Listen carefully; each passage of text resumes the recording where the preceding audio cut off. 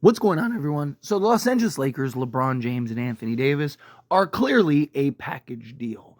Reports came out from The Athletic that if LeBron retires after this season, it is very likely that Anthony Davis could potentially request a trade, which kind of makes sense, right? If LeBron leaves, unless the Lakers are able to get a star immediately, Anthony Davis would be the sole star. It's like, okay, I'm only getting older. I might as well go elsewhere, right? And the Lakers, it might be the best interest for the Lakers to end up trading Anthony Davis and, trying to hit the reset button.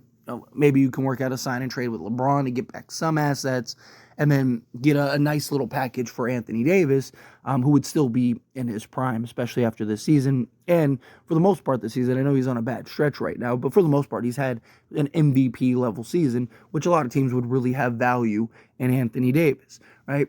But I don't necessarily think Anthony Davis just bolts for the door as soon as LeBron James retires. I think Anthony Davis will probably give the Lakers some time. I think Anthony Davis will, unless he just like, I want to go desperately to OKC or something like that, right? Like I think if he has the opportunity to stay in the with the Lakers and continue to contend, he will.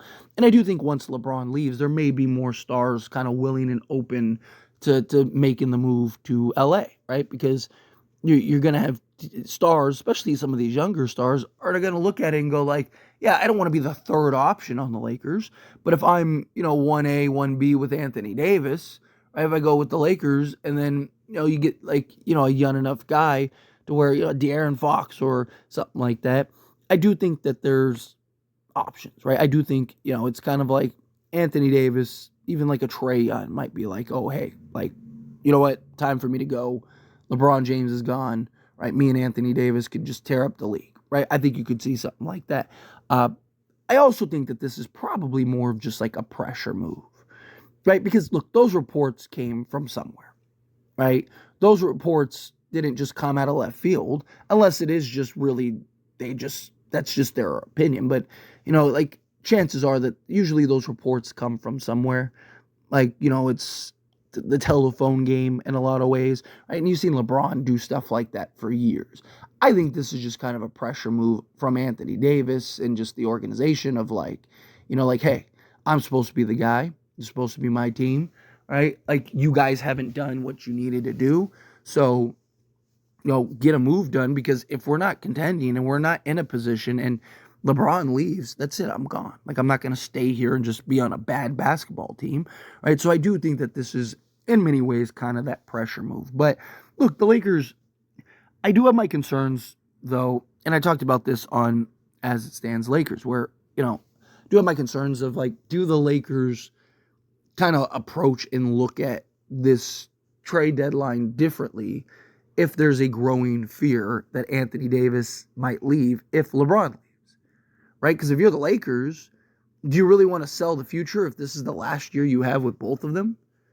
Right? I think you would need kind of that commitment. Now, I do believe if the Lakers are a contender or close, right? Say they just need a piece or two, then I do think LeBron and AD stick around. Like, I think LeBron, regardless, is probably here for a couple more seasons.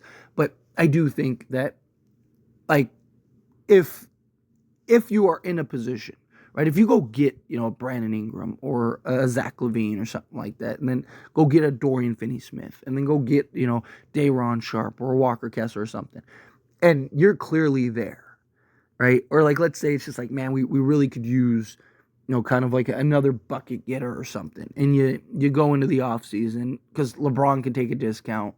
He can kind of do whatever he was willing to do it this past season, to go get, a Valanciunas or DeMar DeRozan or a Klay Thompson. If you could do that, to go get, like I said, one or two missing pieces, move yourself to a contending team.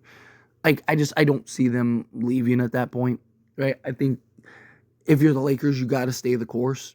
You got to continue. I mean, you don't make a bad trade to make a bad trade regardless. And I don't want to see the Lakers make a panic trade to make a panic trade regardless. Right? I want to make sure that the Lakers are, sticking to the script, so to speak, and, making sure that you're trying to get the best trade possible, right? I just think that this is one of those reports that are just, your usual, the organization, we need to put pressure on them to make sure that they know and understand that, like, I want to win, right? Because that's always kind of been a big talk, right? Like Anthony Davis, yeah, we won the championship as soon as he ended up, getting traded for. But since then, it's just, last like 2 seasons, really, he's kind of gotten back. Maybe it's 2.5 seasons, you could argue. He's kind of looked like the guy that we wanted him to be, but there's still like the concerns of Anthony Davis, right? Anthony Davis at times, there's the questions of like, is he a number one guy? Can he be your best player? Or is he really a number two? Like, he has number one talent, but he has a number two mentality, right? So that's another concern, is that, like, look, it's almost why I think you have this sense of like, you need to get another like all-star caliber guy, right? That can come in and be your second, third best player on most nights, but on any given night could be your 1A or, at worst 1B, right? Because, look, LeBron is already starting to show signs of, like, I don't think it's necessarily like, oh, he's cooked. Like, people, oh, LeBron's Washington. He's not. He's fine, right? He just went and got 29 the other night, and you saw it, right? He can go get you 30 on any given night. He just can't do it on every night like he used to, right? And I just think if you can get that guy that allows LeBron to kind of, LeBron's always going to be the guy, but if he can kind of operate as like the third guy on most nights, and you have Anthony Davis and another guy kind of handling the workload, just imagine like a Brandon Ingram or a Zach LaVine in the Austin Reeves role. Just think of how much better you'd be naturally, because they're just better in every facet of the game than Austin Reeves is. Right? So to me, it's like, if you can plug in something like that, I just think now your ceiling is just much more raised. I don't think Zach LaVine or Brandon Ingram by themselves is the answer. Like, I don't think like, oh, you get those two guys, now the Lakers are the best team in the league, or one of those two guys, not both of them. But you get my point, right? Like, I think you still need like a Dorian Finney-Smith and Day'Ron Sharpe or something like that. If you can now do something like that, then I think now you're a contender. You can get that guy that can take pressure off of Anthony Davis, that can take pressure off of LeBron James, that on any given night can just go be your best player, or on most nights be your second best player, right? Like, you look at Austin Reeves, and it's like, you don't know what Austin Reeves is going to show up. Are you getting the 25-point tonight Austin Reeves that's cooking and getting 12 free throws and all that stuff? Or are you getting Austin Reeves that's just 3 of 15 from the floor and gave you 6 points, right? Like, you don't know which Austin Reeves you're going to get. Where I think if you can get that higher tier, higher end guy, that also, again, takes pressure off of Anthony Davis even after LeBron. Because it's like, okay, well, we got me and Zach LaVine, got me and, whoever else. Let's go get that other guy. All right, let's go get that complimentary piece alongside us. Or you got Brandon Ingram. All right, let's go get that other piece alongside me and Brandon Ingram. And now you're, once again, still in contention for championships. But again, I do feel like this is just pressure from Anthony Davis to, like, hey, they also kind of take the pressure off of LeBron, right? Because LeBron's usually you hear these kind of reports about LeBron, right? Usually these kind of reports are the ones that come out, and it's like, okay, this is clear. LeBron's trying to put pressure on an organization. This wasn't about LeBron. This was about Anthony Davis. I think that's kind of what it is. It's kind of like, hey, I'm gonna do the old LeBron approach, right? I'm gonna put the pressure on the organization, and also that way LeBron doesn't have to look like the bad guy because I'm the one doing it, right? And I'm supposed to be the guy, and it's supposed to be my team, right? You see guys, Giannis done stuff like this, right? And that's fine. I actually like when stars do this stuff, right? Because you should put pressure on the organization, right? You should put pressure on them to be better. Right? Now, again, I don't want to trade just to do a trade, right? No trade is better than a bad trade. But if you can find the right moves, find the right pieces, and look, if the Lakers, like I said, if the Lakers are in a position to win a championship, or they do win a championship after you make some moves, LeBron's not going anywhere.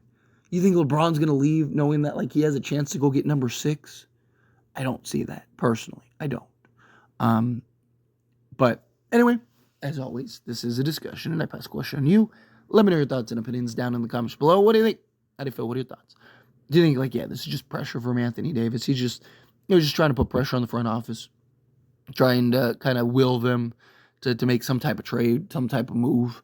Or do you think no? Like, like I could see Anthony Davis leave. I don't think he's stay like retiring a Laker unless he can actually contend, right? But I can see him, if the Lakers aren't that far off, I could see him sticking it out, sticking around. But anyway, again, however you feel, whatever your thoughts are, I'd love to hear it. So let me know down in the comments below. That being said, if you haven't liked this video, hit that like button. Helps me a lot as we enjoy these types of videos, and I truly appreciate it. Not subscribe to the channel, hit that subscribe button, turn on the bell notifications. Appreciate y'all. See you in the next one. Thank you.